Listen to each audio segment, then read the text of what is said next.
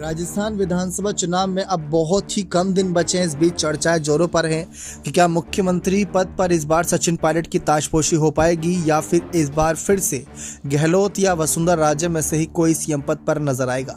दरअसल हम यहां सिर्फ 3 ही नाम की चर्चा करना चाहते हैं, बाकी नामों की नहीं। और राजस्थान में बीजेपी की सरकार बने या कांग्रेस की। दरअसल कांग्रेस नेताओं का यह मानना है कि राहुल गांधी की भारत जोड़ो यात्रा का थोड़ा बहुत असर दिखेगा। इसके बाद जिस तरीके से बीजेपी नेता कांग्रेस की सरकार को फंसाने में नाकामयाब रहे तो वो उनकी सबसे बड़ी गलती है, और उस गलती को वो दोबारा दोहराते हैं तो कहीं ना कहीं वही मुसीबत में फंसेंगे।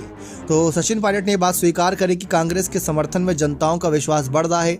हमारी रैलियों में इतनी भीड़ बढ़ रही है और ये देखकर हमें खुद विश्वास नहीं हो रहा कि ऐसा हो रहा है।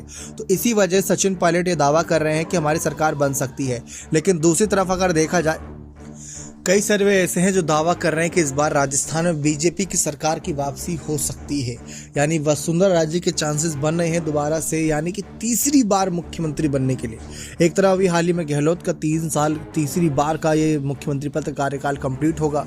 सचिन पायलट वैसे ये बात बार बार दोहराते रहे कि अगर परिवर्तन होगा पार्टी में तो सत्ता परिवर्तन के जो खेल बार बार हो रहा है, 5 साल बीजेपी 5 साल कांग्रेस, वो रुक सकता है। उन्होंने कहा हमने कई ऐसी परियोजनाएं, कई ऐसी बातें सोनिया राहुल के सामने रखी थी, लेकिन उनको स्वीकार नहीं किया गया। समय समय पर विधायकों का भी गुस्सा देखने को मिला।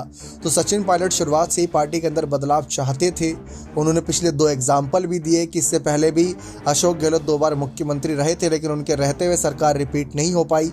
तो अगर आप बदलाव करते हैं तो हो सकता है कि सरकार रिपीट हो जाए।